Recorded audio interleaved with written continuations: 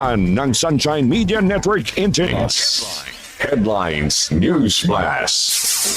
Sa Budget ng Philippine pagiging traffic Pilipinas nasa ilang Bongbong Marcos Jr. at Vice President national news makanasawi sa landslide publiko na ang kanilang bagong recruit. news second Sunshine News Blast. Makakasama ko si Val. Dinahayag ng Allison Shipping Lines si MV Trisha Kirsten 3. Sinabi naman ng Shipping Lines na agad nilang pinatupad ang kanilang quick response measures matapos matanggap ang distress call ng barko. Kaagad ding ipinadala ang lahat ng available na sasakyan dagat sa lugar at nakipag-ugnayan sa Philippine Coast Guard at iba pang kaukulang ahensya para sa search and rescue operations. Lumubog ang barkong MV Trisha Kirsten 3 sa karagatan malapit sa Balok Island, Basilan, madaling araw ng January 26, 2026. Sunshine News Blast. Samantala, nagpaabot ng taus-pusong pakikiramay at panalangin si Vice President Sara Duterte sa mga pamilya ng mga nasawi sa paglubog ng barkong MV Trisha Kirsten 3. Sa isang pakayag, sinabi ng Pangalawang Pangulo na lubos na ikinalulungkot ng kanyang tanggapan ng sinapit na trahedya at isa sila sa pagdadalamhati ng mga naiwang mahal sa buhay ng mga biktima. Patuloy rin aniya ang kanilang panalangin para sa kaligtasan ng mga pasaherong hanggang ngayon ay nawawala pa habang nagpapatuloy ang search and rescue operation ng mga otoridad.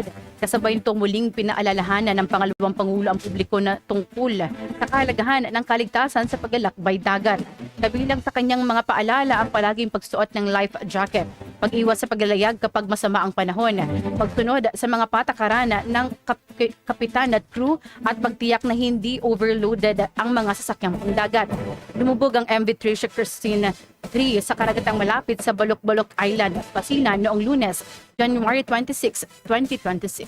Sunshine News Blast. Kinundina naman ni Vice President Sara Duterte ang nangyaring insidente sa Sheriff Aguac, Maguindanao del Sur itong January 25, 2026. Ayon kay VP Sara bilang isang Mindanaon, nakababahalang ganitong pangyayari dahil nagpapakita lang ito ng paghina ng peace and order sa bansa.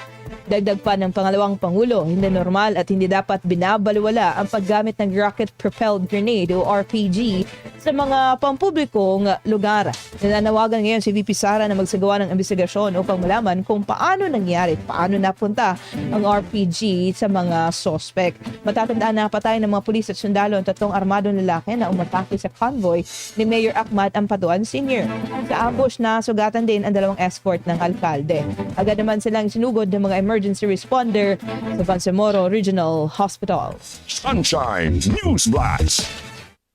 Samantala, sa ibang balita naman, ipinaalala ng Department of Health na naiiwasan ang HIV sa pamamagitan ng ilang prevention measures. Isa na rito ang pre-exposure prophylaxis o PrEP na 99% epektibo laban sa sakit. Para sa pre-exposure prophylaxis ay gamot na iniinom ng isang HIV negative para maiwasan ang pagkahawa. Para naman sa libreng mga serbisyo, hinikayat ng DOH na tumungo ang publiko sa DOH HIV Care Facility. DAR Sunshine Radio Report. Pinagtibay ng ASEAN Plus 3 ang kooperasyon sa turismo sa ika-48 pulong na NTO. Si Jim Rebiosa magbabalita. Ulit pinagtibay ng mga bansang kasapi ng ASEAN ng Plus 3, China, Japan at Republika ng Korea ang kanilang matibay na ugnayan sa turismo sa ginanap na ika-48 pulong ng ASEAN Plus 3 National Tourism Organization. Ginanap ang naturang meeting ngayong araw, Martes, January 27, 2026, dito sa Lusa Convention Center, Cebu City. At ayon sa Department of Tourism Undersecretary Berna Esmeralda Buensoceto, ang ASEAN Plus 3 Partnership ay isang mahalagang alyansa na gumagamit ng turismo bilang tulay sa pag-uugnay ng mga kultura, pagpapalakas ng ugnayan ng mamamayan at pagsusulong ng paglagong ekonomiya. Binahagi niya noong 2024, umabot sa mahigit 20 milyong turista mula sa China, higit na 3 milyon mula sa Japan, at higit 9 milyon mula sa Republika ng Korea ang bumisita sa bansang ASEAN. Inaasahang lalo pang tataas ang mga bilang na ito sa 2025, magpapatunay sa turismo bilang isa sa pinaka-dinamikong at lumalabong sektor sa reyon. Hiniyang din ni Consorceso ang kahalagahan ng ASEAN Plus 3 Tourism Cooperation Week Plan at ang papel ng ASEAN China, ASEAN Japan at ASEAN Korea Centers sa pagpapalakas ng kooperasyon. Nanawagan ang Undersecretary sa patuloy na pagtutulungan upang makabuo ng sektor ng turismo na makapagkompetensya, matatag at inklusibo at upang pangalagaan ang mayamang kultura at likas na yaman sa riyon para sa susunod na henerasyon. Mula dito sa Cebu, para sa Diyos at Pilipinas sa ating mga Diyos, kakapatan mo sa balita at television. Samantala, Senator Gatchalian nanawagan sa DBM at DPWH na linisin ang listahan ng mga proyekto sa 2027 para masugpo ang korupsyon. Sa 2027, upang tuluyang matanggal ang mga ghost at substandard projects. Ay kay Gatchalian, na siyang chair ng Senate Finance Committee, dapat ay maayos na ngayon pa lang ang pagsusumite ng mga 2026 national budget. Gina Senador, bagamat patakaran na dapat shovel-ready ang mga proyekto, maluwag-umano ang pagpapatupad nito. Sa isang Senate hearing, inamin ng DPWH na mahigit 290 flood control projects ang walang tamang coordinates sa online portal ng gobyerno. Bagamat hindi sinama ang karamihan sa flood control projects sa 2026 budget, inaasahan itong babalik sa 2027 dahil nananatiling baha-prone ang maraming lugar sa bansa. Para sa Diyos at sa Pilipinas, kung mga Troy Gomez Ulat, kapartner mo sa Balita at Serbisyo. Kapartner News Sa Blast. ating pagpapatuloy, maaari nang makakuha ng 10-year residency sa Dubai ang sinumang Pilipino na nagnanais mamuhunan ng property sa United Arab Emirates. Ito'y matapos ilunsad sa Pilipinas ang programang Golden Visa ng nabanggit na Middle Eastern country. Sa ilalim ng programa, mga Pilipinong mamumuhunan ng hindi bababa sa 2 million UAE dirhams o katumbas ng humigit kumulang 32 million pesos sa isang kwalipikadong property sa Dubai ay maaari makakuha ng 10-year residency. Nilinaw lang ng UAE na hindi nagbibigay ng citizenship ang programang ito at ang 10-year residency na ang pinakamahabang termino na maaaring alok. Pagkatapos na nasabing panahon, kinakailangan muling mamuhunan sa isang property sa Dubai upang ma-renew ang residency status. Isa sa mga inaalok na opsyon sa pamumuhunan ay isang luxury property sa Pal Jumeirah, ang 600-hectare na artificial island sa Dubai na kilala sa mga high-end na residential development. The AR Sunshine Radio Report. Totoong salot sa bansa ayon kay Quezon City Councilor Ludovico. Si Paul Montibon magbabalita. Magandang hapon, totoong salot kaming mga politiko. Ito ang mabigat na pahayag na binitawan ni QC Council Committee Chairman Councilor Rani Ludovico sa gitna ng malalim na usapin ng korupsyon sa bansa. Giit ni Ludovico, matatapos lamang anya ang problema sa korupsyon, lalo na ang pagkakasangkot ng mga politiko kung iboboto ang tamang kandidato o politiko. Anya, political reform ang kailangan ng Pilipinas kung saan tao ang dapat na pumili ng sa tingin nila ay tama, karapat-dapat na mamuno para tuluyang makamit ang tunay na pagbabago sa bansa. Nabanggit ang pahayag sa gitna ng investigasyon ng pamahalaan sa bilyon-bilyong pisong nakawan sa flood control project sa ilalim ng Marcos Jr. administration. Para sa Diyos sa Pilipinas kung mahal, nag-uulat Paul Montibon, kapartner mo sa Balita at Serbisyo. Kapartner News Blast. Samantala, budget ng Philippine Crop Insurance Corporation lumobo sa mahigit 6 billion pesos ngayong taon ayon sa DA. Si Angel Pastor sa report. Sa ilalim ng 2026 General Appropriations Act, tumaas ng 45% ang budget ng Philippine Crop Insurance Corporation o PCIC. Mula sa 4.5 billion pesos noong nakarang taon ay lalo pa itong nadagdagan ngayong taon na umabot sa 6.5 billion pesos. Ayon sa Department of Agriculture, ito na ang pinakamalaking pondo na inilaan sa agricultural insurance sa kasaysayan ng ahensya. Ang PCIC ang nagbibigay ng tulong pinansyal sa mga magsasaka at mangingisda kapag nasira ang kanilang pananim o kabuhayan dahil sa kalamidad o sakit. Simula ngayong 2026, itinaas na sa 25,000 pesos kada hektarya ang insurance coverage para sa palay at mais mula sa 20,000 pesos. Ito ang maximum na matatanggap ng isang magsasaka sakaling tuluyang masira ang pananim dahil sa mga bagyo, pagbaha, tagtuyot, peste at sakit. Target din ng ahensya na ma-insure ang halos 3 milyong magsasaka at mangingisda sa buong bansa. Sa klaw ng libre insurance program, ang 7 produkto kabilang ang palay, mais, high-value crops, fisheries at aquaculture, livestock at iba pang non-crop agricultural assets. Ang nasabing pondo ay kukunin sa government premium subsidy sa ilalim ng GAA. Sakop naman ito ang mga magsasaka at mangingisdang rehistrado sa Registry System for Basic Sectors in Agriculture. Kasama na rin sa pinalawak na insurance coverage ang mga magniniyog na rehistrado sa National Coconut Farmers Registry System. Aabot sa humigit kumulang 500 million pesos mula sa Coconut Farmers and Industry Trust Fund ang ilalaan para sa insurance ng mahigit 700,000 na magniniyog ngayong taon. Para sa Diyos at Pilipinas, Kumal Angel Pastora, Semanay News. The AR Sunshine Radio Report. Samantala, Digital Connectivity Master Plan mahalaga sa direksyon ng Konektadong Pinoy Act ayon kay Senator Cayetano. Si Troy Gomez sa detalye ng balita. Troy? Ikinihit ni Senate Minority Leader Alan Peter Cayetano na mahalagang hakbang ang pag-aproba sa Nationwide Digital Connectivity Master Plan upang magkaroon ng malinaw na direksyon ang mga reformang itinakda ng Konektadong Pinoy Act.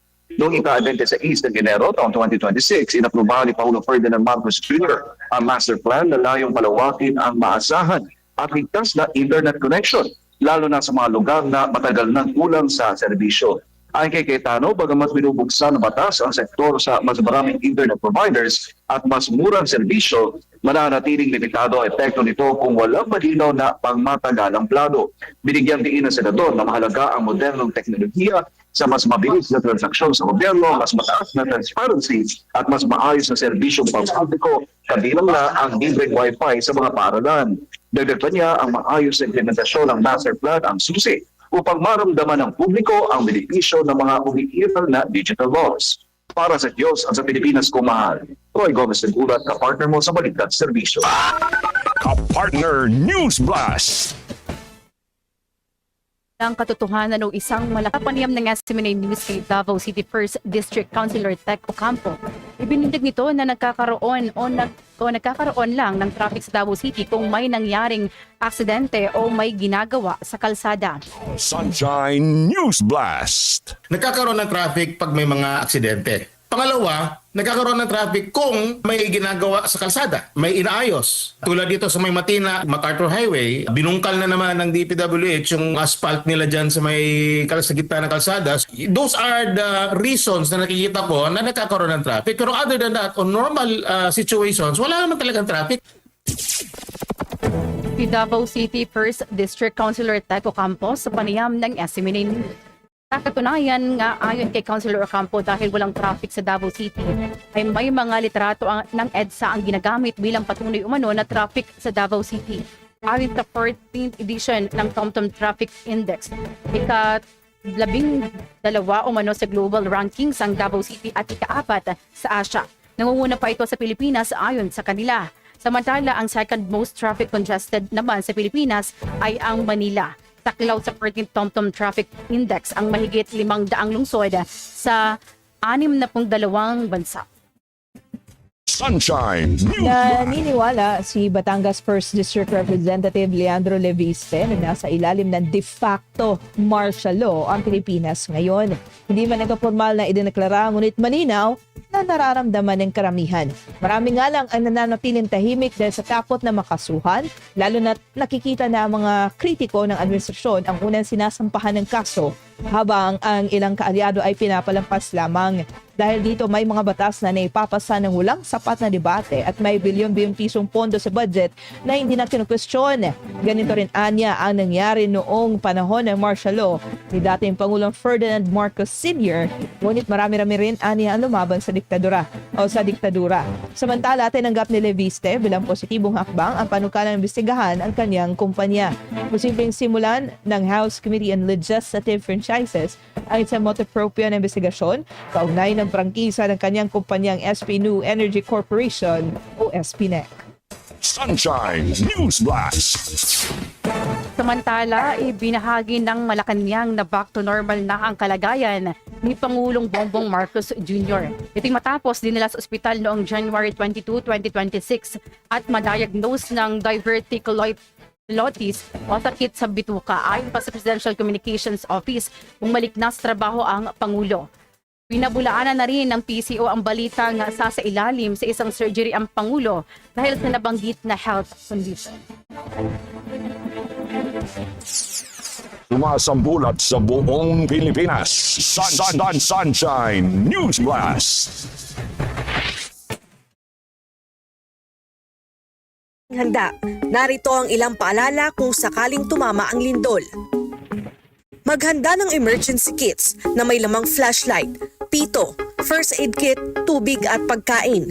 Alamin ang emergency exits sa inyong bahay, paaralan o opisina. Habang lumilindol, magtago sa ilalim ng matibay na lamesa upang maprotektahan ang sarili sa mga nahuhulog na bagay.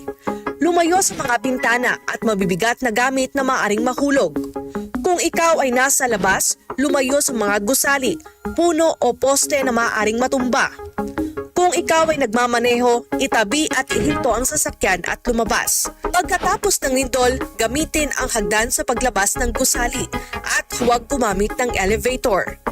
Maging alerto sa aftershocks at manatili sa open space kung kinakailangan. Maging ligtas at maging handa sa anumang sakuna.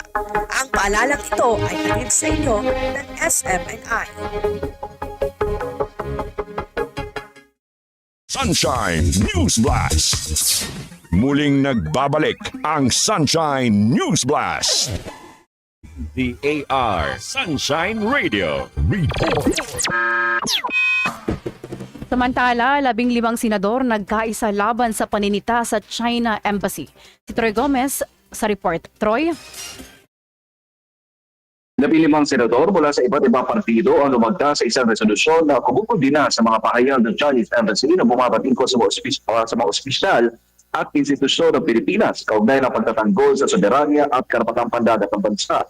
Ayon sa resolution, may karapatan na tungkulin ng mga opisyal ng Pilipinas na magsalita sa mga usaping may kinalaman sa pambansang interes. Dito mga senador, lumihis sa inaasahang diplomasya ang ginamit na wika ng Chinese Embassy at taliwas ito sa prinsipyo ng mutual respect at non-interference. Binigyan din ng tinulugsanan ng Department of National Defense at Armed Forces of the Philippines ang umano'y pananakot sa mga institusyong pansiguridad ng bansa. Nananawagan naman ang Senado sa Department of Foreign Affairs na magsagawa ng angkop na hakbang diplomatiko upang ipagtanggol ang dignidad at soberanya ng Republika ng Pilipinas. Para sa Diyos at sa Pilipinas kumahal, Troy Gomez ang ulat, kapartner mo sa Balitan Servisyo. Kapartner News Blast. Ang matuloy at maisagawa ang impeachment laban kina Pangulong Bongbong Marcos Jr. at Vice President Sara Duterte. Sa panayam ng SMNA News, sinabi ng political analyst na si Prof. Eric De Torres na dito ay may pagtatanggol ng dalawa ang kanilang sarili mula sa paratang laban sa kanila. Sunshine News Blast. Ito rin din yung pagkakataon na kung saan talagang matuldo ka na, maipagtanggol ng dalawang pinakamataas na pinuno ng ating bayan yung kanilang sarili at madepensahan nila sa madla at sa mga mambabatas kung ano talaga ang kondisyon at kung ano talaga ang depensa nila dun sa mga pinaparatang. Ang political analyst na si Professor Eric De Torres sa panayam ng SMNA News. Si Sara ay nauna nang naharap sa isang impeachment complaint noong nakaraang taon. Hindi ito nagtagumpay matapos ideklarang unconstitutional o labag sa saligang batas ng Korte Suprema. Pinasabing may ihahain na naman ngayong taon ng panibagong complaint laban sa pangalawang Pangulo. Samantala, si BBM naman ay naharap sa dalawang impeachment complaint ngayong taon. May pangatlo pa sana ngunit hindi pa muling inihain matapos tinanggihan ng Kamara noong January 22, 2026. Sunshine News Blast. Bumigay na flood control project sa Nauhan Oriental, Mindoro, pinaayos sa kontraktor ayon sa DPWH. Si Sheena Torno sa report. Inisyuhan na ng demand letter ng Department of Public Works and Highways o DPWH ang kumpanyang New Big 4J Construction Incorporated na kontraktor ng 2 flood control projects sa Nauhan Oriental, Mindoro. Kasunod ito si Tanayong River Dike Project sa Barangay San Andres na umano'y tapos na ngunit natuklasang palpak at substandard. Base sa contract agreement, nagkakahalaga na mahigit 200 million pesos ang bawat proyekto. Dahil dito, nais si DPWH Secretary Vince Dizon na may mapanagot ukol sa nadiskubre na umano'y panibagong substandard projects. At itong bagong kontratista, itong new Big 4J, kakasuhan na rin natin to. Dahil substandard. Yung ginawa nila, hindi lang dahil kulang yung sheet pile, pero dahil ngayon, konting ulan lang, may gumiba naman. So, lahat yan ay mananagot. Dagdag pa ng kalihim, personal din niyang pupuntahan ang nasabing mga proyekto sa susunod na mga linggo. Bumuo na rin ang ahensya ng grupo ng mga eksperto para magsagawa rin ng proper assessment sa mga proyekto.